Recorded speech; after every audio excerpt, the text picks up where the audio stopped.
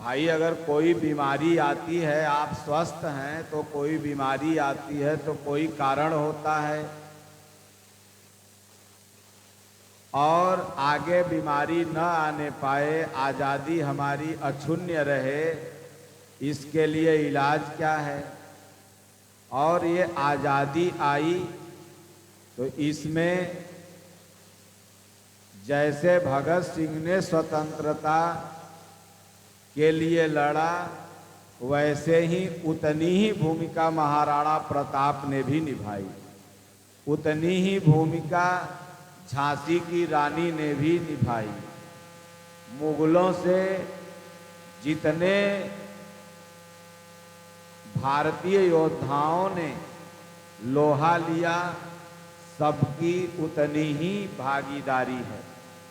अब आप लोग सोचते होंगे कि भारत 200 वर्षों से गुलाम था, भारत 1000 वर्षों से गुलाम था। अब आप कहोगे कैसे?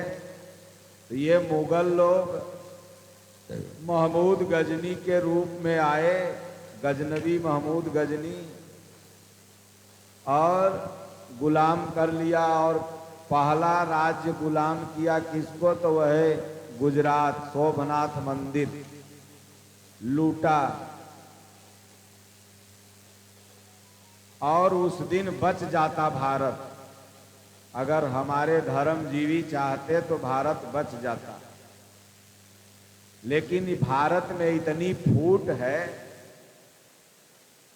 हम लोग आपस में इतने बटे हुए हैं, जाति के नाम पर, मोहल्ले के नाम पर, टोले के नाम पर, ऊंच नीच के नाम पर, गोरे काले के नाम पर, गरीब अमीर के नाम पर, कि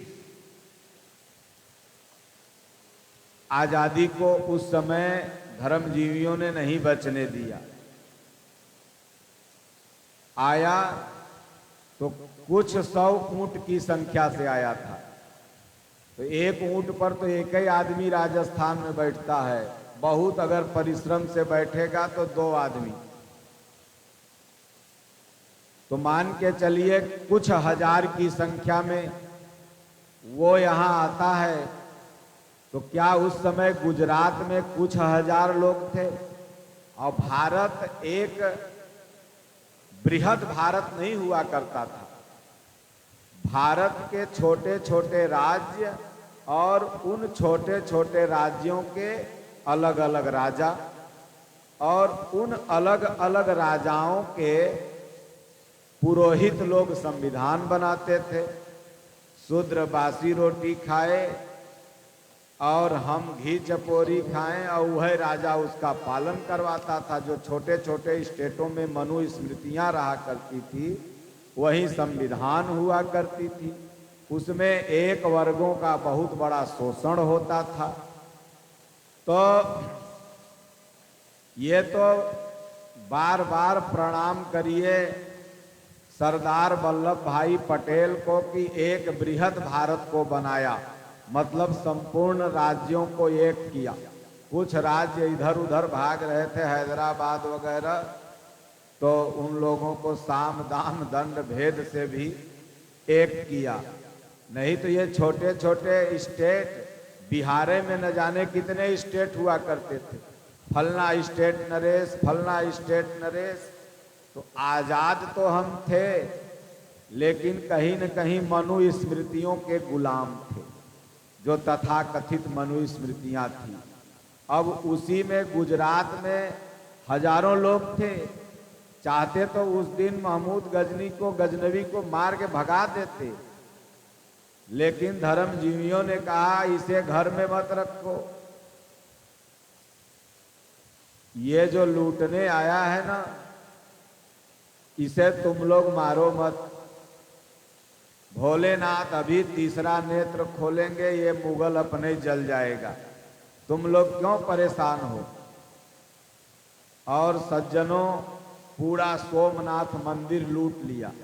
भारत में पहले आरबीआई नहीं थी, आरबीआई तो आजाद के बाद आई है, रिजर्व बैंक ऑफ इंडिया। ये भारत की आज़ादी के बाद पहले मंदिर ही आरबीआई हुआ करता था।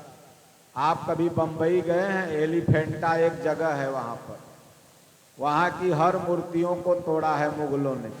तो मूर्तियाँ अष्टधातु की होती थी, उसके नीचे लोग सोना चांदी राजा लोग छिपा के रखते थे। तो पूरा लूट ले गया, ऊंट भर भर के जाने लगा तो पापी शंकरों जी को तोड़ दिया लाते लात मार के। शिवलिंग जो था, ये मैं नहीं कह रहा हूँ, ये इतिहास में सुरक्षित है घटना। आप लोग गूगल पर सर्च करके पढ़ लीजिएगा, जो जानकार हैं उसको जानते हैं। और उस शिवलिंग को ले जाके वहां लगाया जहां मुगल पेशाब और पैखाना करता था, उसकी पहली सीढ़ी में अपने मकबरा में। सोचिए, अगर धर्म गुरु कहते कि ईंटा ईंटा मारो, तो ससुरे के हम लोग ईंटा ईंटा मार के भगा देते। वहीं से पहली गुलामी की जंजीर भारत में खिंचा गई। उसके पहले एक मुगल आक्रांता आया जरूर था, लेकिन वो गुलाम नहीं कर पाया, वो भाग गया। अब धीरे धीरे तमाम मुगल आते गए, लगभग 19 मुगल शासक यहाँ आए और 1000 वर्षों तक भारत को गुलाम रखा, आपस में स्टेटों को लड़ा लड़ा करके। सोचिए, वही कहानी राजस्थान की है। एक मुगल शासक से महाराणा प्रताप भी खूब लड़े, लेकिन कहा गया ना कि मुझे अपनों ने लूटा। भैवे कुछ दिन गद्दारी किया, शक्ति सिंह तो तमाम लड़ते रहे। ये समझिए कि अंग्रेज आपके लिए वरदान बन गए। अंग्रेज अगर नहीं आते तो मुगल ससुरे भारत से नहीं भागते। अब मुगल तो 1000 की संख्या में आपको आके गुलाम किए, और अंग्रेज तो कुछ 100 की संख्या में आए थे ईस्ट इंडिया कंपनी व्यापार करने। लेकिन देखा कि भारत के लोग बड़े भोले भाले हैं, धार्मिक हैं, इनको हम गुलाम कर सकते हैं, और उन लोगों ने गुलाम किया। उसके बाद धीरे धीरे स्वतंत्रता सेनानियों के अंदर जुनून जगा। पानी है क्या? पानी ले आओ। तो अंदर में होगा, देखो, जुनून जगा और फिर अंग्रेजों को खदेड़ा। जुनून जगाने में ये गीता, भगवत गीता सबसे बड़ा योगदान है। भगत सिंह भगवत गीता पढ़ते थे, चंद्रशेखर आजाद भगवत गीता पढ़ते थे, महात्मा गांधी जो राष्ट्रपिता हैं, हाथ में तो भगवत गीता लेके ही ऐसे काख में चलते थे। इसलिए आजादी का प्रमुख कारण ये भगवत गीता बनी, क्योंकि भगवत गीता का एक श्लोक हमारे सैनिकों को याद हो गया कि अंग्रेजों, तुम मेरे शरीर को मार सकते हो। और फांसी के समय भगत सिंह ने वही श्लोक पढ़ा था, वांसांसि जीर्णानि यथा विहाय नवानि गृह्णाति नरोपराणि तथा शरीराणि विहाय जीर्णा नान्यानि संयाति नवानि देहि। हे अंग्रेजों, तुम मेरे शरीर को मार सकते हो, लेकिन मेरे अंदर जो बैठी हुई आत्मा है उसे नहीं मार सकते। और फांसी के फंदे को किसी जल्लाद ने नहीं लगाया। सोचिए, उस जाट पंजाबी का, उस हमारे आदर्श भगत सिंह का क्या जुलूस, क्या जुनून है कि उस फंदवा को ऐसे पकड़ के और अपने गर्दन में पहन के कस दिए और बोले खींच दो। तो सोचिए कि आज आपको बिच्छी मार देती है, चूहा काट लेता है, घर में काकरोच देख लेते हो, बाप रे बाप डर जाते हो। मृत्यु को गर्दन में लटका लेना, ये कितनी बड़ी बात है। और भगत सिंह इस बात को जानते थे कि भारत गुलाम इसलिए हुआ, यहाँ एक बहुत बड़े वर्ग से हम छुआछूत करते हैं, इसलिए अपने मेस्तर बोधा से, बोधा क्योंकि अंग्रेजों ने उन्हें बेड़ियों में बांध रखा था, क्योंकि ये भाग जाएगा, इतना बल वो है ब्रेन का तेज। तो बोधा को कहा, बोधा कल तो हमें फांसी हो जाएगी। बोले हाँ, तुमने बड़ी सेवा की, ऐसा कर तेरे हाथ से मैं रोटी खाना चाहता हूं। सोचिए, कल फांसी होगी, आज उन्हें रोटी खाने की इच्छा हुई, किसके हाथ से? तो अपने मेस्तर के हाथ से। भारत को एक संदेश देकर के वो भगत सिंह जाना चाह रहे थे, यहाँ जाति पाति नहीं, यहाँ कहते हो कि दुसाध से बड़ेड़ी छुआ जाता है, गरीब दुसाध आवा है तो बड़ेड़ी छुआ है, और चिराग पासवान आवा है तो सेल्फी लेवे में बड़ेड़ी न छुआ है, तब तो सेल्फी लेवे तुरंत चल जाओगे। तो कोई किसी से किसी का बड़ेड़ी नहीं छुआता है। तो बोधा ने कहा कि अरे हुजूर, आप जाट परिवार से, आर्य समाज को मानने वाले परिवार से हैं और आपको मैं खाना खिलाऊंगा। बोले नहीं बोधा, यही मेरी अंतिम इच्छा है। सोचो कि अगर आज आप खाओगे तो 7 दिन बाद वो खाना पचता है, यही अतड़ी में घूमते रहता है 52 फीट के। क्या वो नहीं जान रहे थे कि ये रोटी नहीं पचेगी, कल तो फांसी होने वाली है, जला दिया जाऊंगा?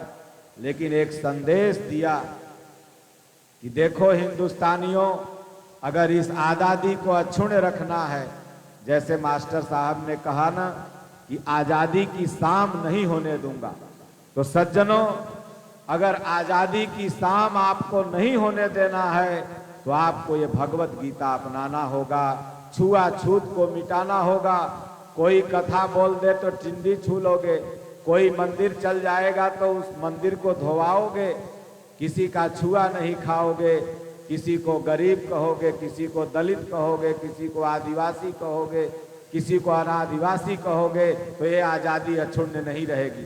क्योंकि तुम्हारे पीछे न जाने कितनी शक्तियां अभी भी क्रिएट हैं जो इस आज़ादी को खंडित करना चाहती हैं, जो इसको फिर से मुगल राष्ट्र बनाना चाहती हैं, जो इसको फिर से इटली और क्रिश्चियन स्थान बनाना चाहती हैं, जहां पर आज के ठीक 20 बरस पहले 25% रेटिंग से ईसाईयत बढ़ रही थी।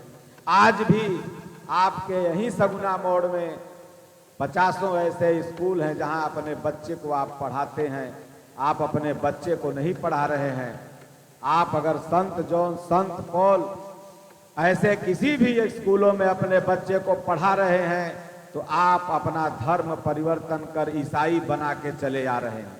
आप तुरंत अपने बच्चा को जा रहे हैं और उसको ईसाई बना दे रहे हैं। ये मैं खुला मंच से बोल रहा हूँ, माइक पर बोल रहा हूँ, लाइव बोल रहा हूँ, क्योंकि मुझे मृत्यु का भय नहीं।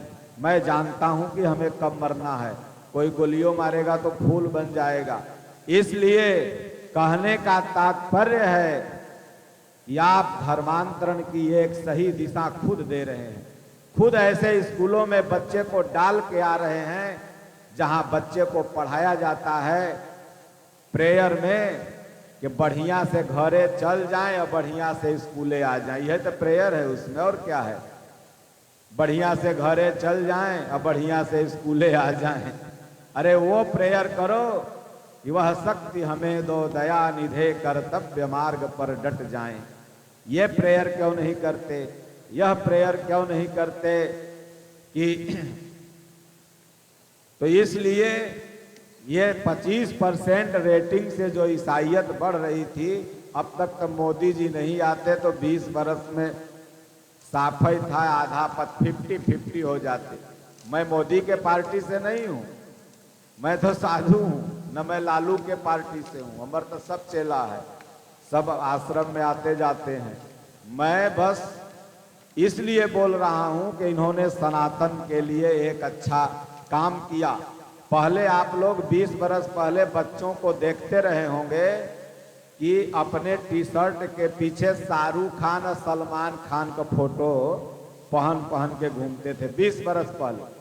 लेकिन अगर आज हर हर महादेव लिख करके बाइक पर या टी शर्ट पर या अपने हाथ पर टैटू बनवा रहे हैं तो ये प्रधानमंत्री मोदी का देन है, क्योंकि वो 4-4 घंटे बैठ करके शिवालयों में खुद रुद्राभिषेक करता है। तो जिस देश का राष्ट्राध्यक्ष अगर धार्मिक होगा, प्रथम नागरिक धार्मिक होगा, जिस देश का प्रधानमंत्री धार्मिक होगा, उस देश का बच्चा भी धार्मिक होगा। इसीलिए राजनेताओं को, वो चाहे कोई भी नेता हो, उनको धार्मिक होना चाहिए। देखिए लालू जी भी पूजा 1 घंटा करते हैं। हम गए थे उनके यहाँ तो हमको पूरा अपना मंदिर दिखाए ले जाके, बड़े धार्मिक हैं। शिव जी का भी अंदर में मंदिर बनाए हुए हैं। तो राजनेताओं को चाहिए, उनका बड़का बेटवा देखते हो पूजा करता है, तो तुम लोग भी पूजा करो भगवान की और अपना कर्म करो और पढ़ाई भी करो। तो मेरा कहने का तात्पर्य इतना है कि अगर इस देश को अनवरत हजारों वर्ष तक चलाना है तो इसमें छुआछूत को मिटाना होगा, जाति पाति को मानसिक गुलामी से हटाना होगा, आपको एक होना होगा, आपको भगत जी जैसा विचार रखना होगा, आपको प्रभु राम जैसा बनना होगा कि सबरी का जूठा मिला तो प्रभु राम ने खा लिए। आपको कृष्ण जैसा बनना होगा कि भगवान कृष्ण जब गोकुल से मथुरा आए तो कंस मामा से नहीं मिले, किससे मिले? पहली मुलाकात उनकी होती है जानते हैं किससे? कुबड़ी से। कुबड़ी से मिलते हैं और कहते हैं सुंदरी तुम कहाँ घूम रही हो, और उसी से माला पहने और उसी का दिया हुआ भोग लगाए पहला। तो इसलिए हमारे भगवान जब छुआछूत नहीं करते तो हम और आप कौन होते हैं छुआछूत करने वाले? हम और आप कौन होते हैं ये कहने वाले कि तुम मंदिर में नहीं आ सकते? जिस राम जी के मंदिर में एक शूद्र दलित नहीं जा सकता है, वहीं राम जी सबरी का जूठा कैसे खाए? यज्ञ मंडप जब बन के इसी बिहार में बड़े बड़े यज्ञ होते हैं और वहां पर मंडप तैयार होता है तो कहा गया है कि तोहर आटा तोहर घीव भोग लगावे पंडित जी। मंडप बना, सब जात मिलके मंडप बनाया ना। मंडप कौन छाता है बताओ? लेकिन हवन कौन करेगा? तो बड़का जात। मंडप छाएगा छोटका जात, हवन करेगा बड़का जात। अब वो छोटका जात का अगर मन हो गया कि हे बाबा हमहू के हवन करवा दे में, ना छुआ जाएगा, तुम भागो बाहर, तुम हवन नहीं कर सकते इसमें। भला बताओ, जब मंडप छा रहा था तब नहीं छुआया? जब मंदिर का गर्भगृह प्रवेश में पलस्तर कर रहा था तब नहीं छुआया? अगर अभी गोड़ हाथ धो के हवन करना चाह रहा है तो छुआ जाएगा? तो इन सब संकीर्ण भावनाओं से आप नहीं बचोगे तो आजादी की शाम होने में देर नहीं लगेगी, क्योंकि संविधान का डर है, पुलिस का डर है। नहीं तो सोशल मीडिया पर भी देखिए तमाम आग उगलते हैं ससुरे सब। आज हमने देखा सोशल मीडिया पर एक वीडियो, वो कह रहा था कि मैं आजादी की शुभकामना नहीं दूंगा, ऐसे है वैसे है। ये सब तो पुलिस के डंडा से डर रहे हैं, और नहीं तो इन लोगों को मौका मिले तो तुरंत चबा जाएं। इसलिए सब लोग गीता पढ़ो, एक बनो, जाति पाति से ऊपर उठो, और हमारे स्वतंत्रता सेनानी जो चाहते थे राम का राज्य बने। इसीलिए संविधान में किसका फोटो है? बाबा साहेब अंबेडकर का ऊपर में फोटो, लेकिन अंदर में राम दरबार का फोटो है। जो संविधान बना है उसका आप पेज कहीं भी खोलिए तो उसमें राम दरबार का फोटो है। राम जैसे राज्य की परिकल्पना अंबेडकर साहब ने किया था। और उनकी संविधान की कोर कमेटी ने किया था। तो राम का राज्य क्या है? तो नहीं कोऊ दुखी न दीना, नहीं कोऊ अबुध न लक्षण हीना, न कोई ऊंच न कोई नीच, न कोई बड़ा न छोटा, उनके लिए सब बराबर। राम ने अपनी पत्नी को भी जंगल भेज दिया, इसलिए गुलामी आई क्यों? आपने छुआछूत किया। जब सेना लोग वहां खाना बना रहा था तो महमूद गजनवी के सैनिक आए और पूछे क्या कर रहे हो? बोले खाना बना रहा हूं। बोले वो क्या कर रहा है? बोले खाना। बोले रे तुम लोग अलग अलग खाना बन रहे हो, इतना बड़ा रेजिमेंट खाना अलग अलग बन रहा है? बोले नहीं जानते, वो चमार है उसका छुआ खा लूंगा, वो दुसाध है उसका छुआ खा लूंगा, वो यादव है उसका छुआ खा लूंगा, धर्म नष्ट हो जाएगा। मिहवा सोचा अरे बाप रे, ये लोग तो हैं बहुत लेकिन बटे हुए हैं सब, इनको तो गुलाम करने में हमको समय नहीं लगेगा। आया दिवस के शुभ अवसर पर मिला लिया, बाबू साहब की जय जय करने लगा और जातियन के कोड़ा कोड़ा मारे लगा। एक गन्ना खेत में गन्ना लगैले था तो 4 चोर परिचय हुए थे और चारों चोर 4 जात के थे। एक चमार था, एक बनिया, एक राजपूत, एक पंडित। और जो किसान का खेत था रोज चोरी कर ले, तो एक दिन पकड़ लिया चारों को। तो सोचा कि ये 4 हैं, मैं अकेले हूं, मारूंगा तो ये चारों मिलके मारेंगे हमको। तो पहले पकड़ा चमरा के कान जाके, कहा ये बताओ, ये बनिया हैं, इनके यहाँ से सामान लाते हैं, ये बाबू साहेब हैं, ये हमार मित्र हैं, ये पंडित जी पूजनीय हैं, तू ससुरा चमार काहेला तोड़ा गन्ना लगा ओकरा मारे लाठी लाठी। तो ये तीनों चुप रहा, मारा वो भाग गया। फिर बनिया के पकड़ा कान, कहे बुजरो के तू पैसा ले ला तब न सामान देला के फ्रीए में देला, उन्हों के 4 चप्पल मारा, वो भागे। तब ठाकुर राम के कान पकड़ा, कहे ससुर के ठाकुर राम तो कहाँ ठकुरई दिखावत है, ये पंडित जी तोड़ लेना कोई बात नहीं, उन्हों के 4 चप्पल मारा, उन्हों भागे। और तब पंडित जी का चुंडी पकड़ा, कहे ससुर के पंडित राम तू कहला चोराई ले ला, उन्हों के 4 चप्पल मारा, भाग गए। यह हुआ भारत के साथ, एक एक को मिलाते गए ये मुगल अंग्रेज और चप्पल मार मार के भगाते गए। हम लोग सोचते रहे कि हम तो आज़ाद हैं, हम तो आज़ाद हैं। तो इसलिए सज्जनों, अगर आज़ादी मिली इन स्वतंत्रता सेनानियों के चलते, तो उन स्वतंत्रता सेनानी का यही विचार था कि भारत में छुआछूत मिटे, भारत में सब एक हों और बचाना है। तो इसलिए इसी के साथ मैं अपनी वाणी को विराम देता हूँ। और दोना चलाओ और सबको जलेबी खिलाओ, हमको भी एक ठो खिलाओ, चाहे जो होगा खाएंगे जरूर। तो इसलिए बोलो गुरुदेव भगवान की जय। जय हिंद, जय भारत, भारत माता की जय। और एक भजन के साथ मैं इसको बंद करूंगा। मैं कहूंगा कि चंदन है इस देश की माटी, तपोभूमि हर ग्राम है। आरएसएस की बड़ी सुंदर प्रार्थना है, जलेबी उधर बटती रहे, हम लोगों के मुंह में पानी आता रहे और भजन इधर चलता रहे। तो आप लोग यही भजन खोज लीजिए। चंदन है इस देश की माटी,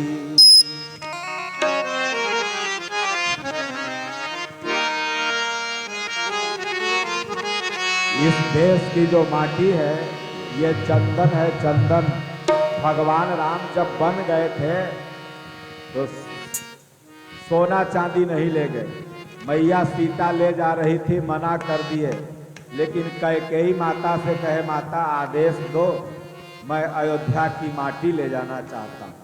तो ये देश की माटी चंदन है, तो चंदन है इस देश की माटी।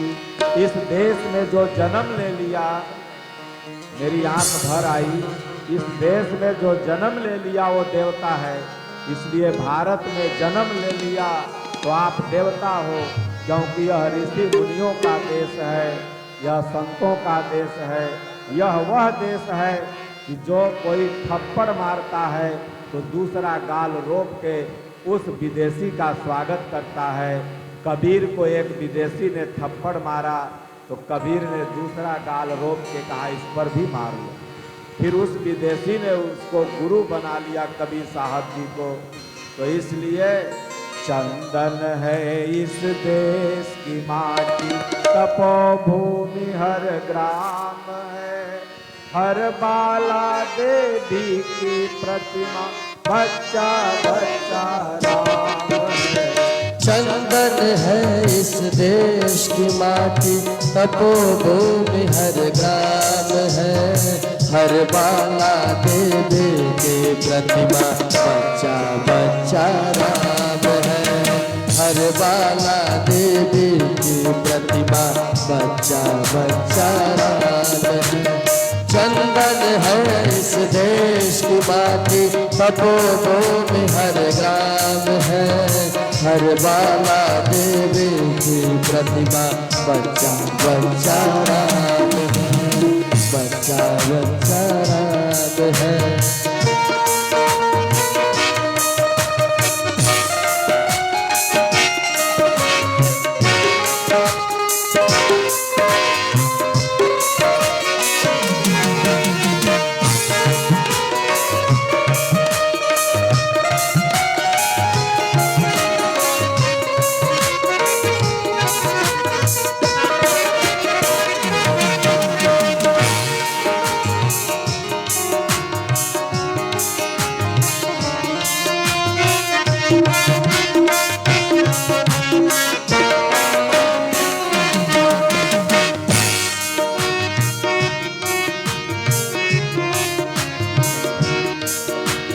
हर शरीर मंदिर सा पावन, हर मानव उपकारी है, जहाँ सिंह बन गए खिलौने, गाँव जहाँ माँ प्यारी है। हर शरीर मंदिर सा पावन, हर मानव उपकारी है, जहाँ सिंह बन गए खिलौने, गाय जहाँ माँ प्यारी है। जहाँ सवेरा शंख बजाता, लोरी गाती शाम है, हर बाला देवी की प्रतिमा, बच्चा बच्चा राम है। चंदन है इस देश की माटी, तपोभूमि हर ग्राम है, हर बाला देवी की प्रतिमा, बच्चा बच्चा राम है, हर बाला देवी की प्रतिमा, बच्चा बच्चा राम है।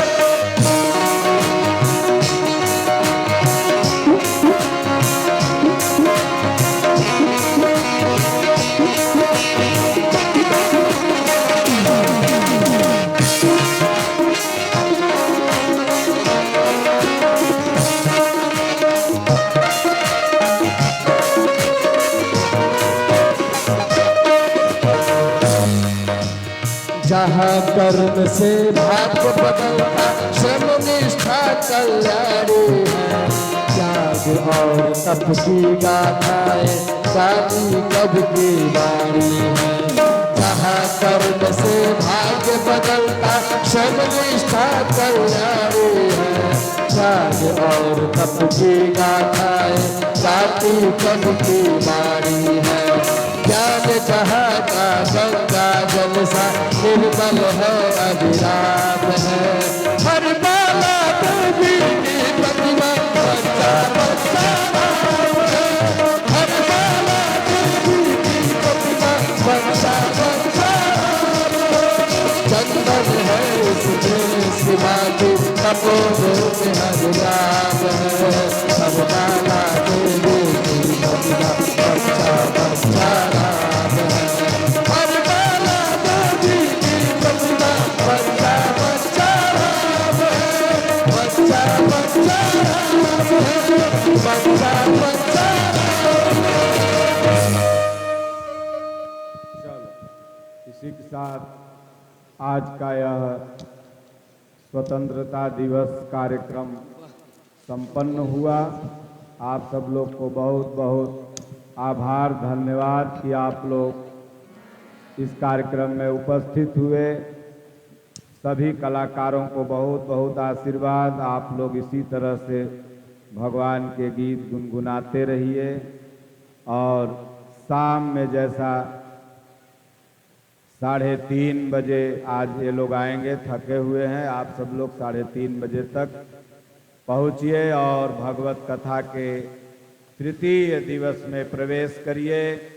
आज का दिन दोनों हाथ में लड्डू, एक तरफ देश को एक अपना विचार मिला, अपनी आज़ादी मिली, और दूसरी तरफ भगवान की कथा, तीसरा तरफ भादव मास, और चौथा तरफ उसमें भगवत कथा। तो चारों दिशाओं में शुभ ही शुभ है। तो समस्त माताओं बहनों से अनुरोध है, अपने अपने समय पर पधार करके मनुष्य जीवन को सफल बनाएं। बहुत बहुत धन्यवाद, बहुत बहुत आशीर्वाद। ओम। जलेबी बांटो, इधर लाओ जलेबी पहले यहाँ।